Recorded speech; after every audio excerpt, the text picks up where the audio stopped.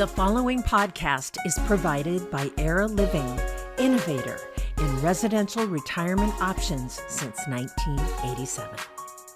And welcome everyone to Answers for Elders Radio Network. And we are honored today to share stories from residents that live at Era Living properties. And certainly if you're thinking about moving into senior living, no matter where you are in the world, in this nation, there's a lot of questions.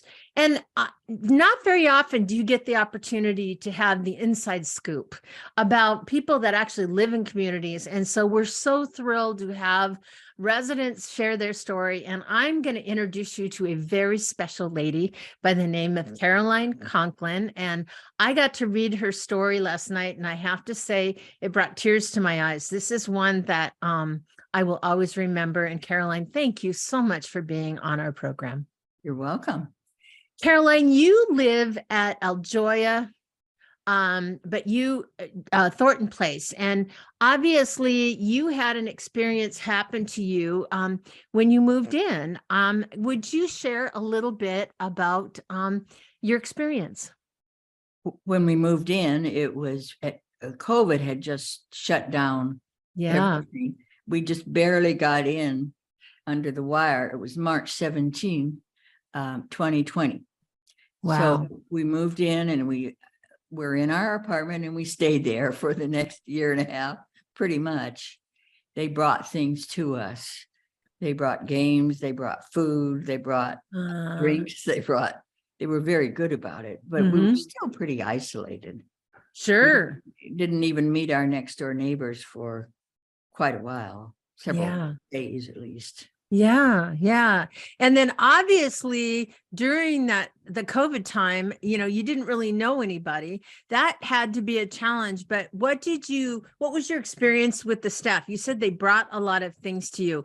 I bet they went out of their way. I can't even imagine. They did. They're so great anyway. And they were all cheerful about it and welcoming and smiling. And what did we want? What did we need? They did a beautiful job. And you had come from living independently, correct, in your own home. So you had this major change in the beginning. Yes. Obviously getting to know people was the biggest challenge, but then you met some neighbors. Yes, we did. Our neighbors were right out across the way, a few steps. Who they were, but we didn't see them. And one day a candle appeared on my ledge. The ledge is where they leave papers and and it was one of those glass candles with the batteries and the little fake flame in the middle that looks so realistic. Yeah. And I knew it was from Marge, who lived right next door. Oh. So, I took it in and cherished it and still have it. And sent her a thank you note back. And I didn't meet her then for another maybe week, and then I did. Oh, that's the thing that's amazing is, when you meet people like this and then eventually, obviously, as things started to lighten up, what happened as your friendship developed? Well, it started very slowly. The only reason I met her, the only reason I was outside my room was that I was walking my trash to the trash door. So I came back and there she was. And we talked for a while. And we thought about how to get together. We didn't really find a way for a while. And then he let us meet on the outside deck. So we got to do that. Didn't go especially well because it was windy and cold and we couldn't hear each other very well. Right. But at least we got us started on knowing each other. And then as things opened up, we got to where we were eating together a couple times a week. Yeah. And obviously you moved at a difficult time, but as things got better, you probably, what did you gain from moving into senior living? Well, I gained a lot of free time because I didn't have to cook or climb stairs or drive a lot of places I might have driven, and I didn't have to clean and I didn't have to Yeah. make my bed. So Yeah. I did that. Yeah. Yeah. And activities and things like Oh, yeah, that. things to do, but not yet, but later on. Yeah. Many speakers and exercise classes and new movies, Mhm. parties. Lovely, lovely. Mhm. Yeah. And you met friendships. And so you obviously met Marge and her husband. And so you built a friendship. Could you Yes, we tell did. us a little bit more about that? We just got along. There are people that you just get along, and we did. Yeah. We all had a sense of humor in common. We had love of music in common. We had a certain Nice. sardonic attitude that smoothed over some things in common. We had children. We got along better Mhm. than a lot of people I've met in my life. Mhm. One of Mhm.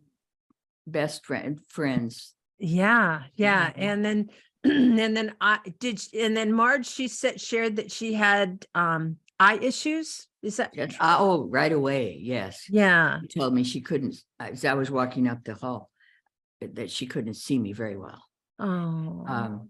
And why? She didn't complain about it. She just said, "This is how Yeah. it is." Yeah. And then so what happened? How did things progress with the two of you? She Or with the four of you, I should say. four of Yeah. us, yeah. She also told me that she had terminal cancer. She never said exactly what it was, but she said that she did. And okay. And as we talked over the months, we didn't do a lot together except eat together. And Mhm. sometimes I would go to her place and talk with her. Sometimes she would come to mine and talk with me. But we didn't get out that much. Mhm. And her disease progressed Mhm. until she went into hospice. She went into hospice right here Mhm. in the building. So I was still able to visit her. Yeah. I didn't notice a lot of difference. Mhm. And we talked a lot. I wish we'd talk more now, but we Yeah. talked a lot. Yeah. And And then and then obviously as she declined, that became a big loss for you. yes, it was. Mhm. It was. Yeah. She got moved out into another facility for the last couple of weeks of her life. Uh, And her husband came out of the apartment with their daughter and one day. And I said, mhm. I wonder if I could visit Marge where she is now. And he said, she passed away last night. Oh. That was hard. Of course it was. Of course it was. And I can only imagine when you build a friendship like you did, that speaks to the quality of the people around you Absolutely. and the care that you receive and the fact that she was able to stay there, in a hospice situation tells me a lot about the compassion of the staff and helping in every way possible. And wasn't Marge lucky to have you as her Well, friend? it was mutual for sure. It was a Yeah. wonderful thing. Yeah. Of course, we're still friends with Bill. Of course you are. Of course you are. So do you have any advice for people that are thinking about moving into senior living, Caroline? Friendships, that's the thing Mhm. that is the best Yeah. part of it for me. Yeah. And about friendships, I advise to listen more than you talk and be sure to listen hard and hear what they're actually saying. Mhm. Not to worry too much about the image you present, but about who this is that you're talking to, because they're amazing people here with wonderful backgrounds Yeah. and futures and Mhm. families, and it's wonderful. And they're very lucky to have you, no doubt, because I would bet you anything that you're a wonderful greeter to those that come into the community and you get to know them very well. Try to be. Well, I can tell. Caroline, you are such a gift to all of us. Thank you for sharing your story. Well, you're very welcome. And to each and every one of you, we have one more story coming up for you right after this.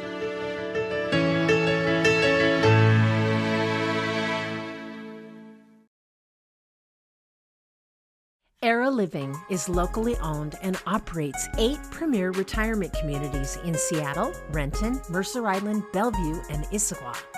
From vibrant, independent living to compassionate assisted living to secure memory care, Era Living respects and honors older adults by enhancing the quality of their lives. Learn more at eraliving.com.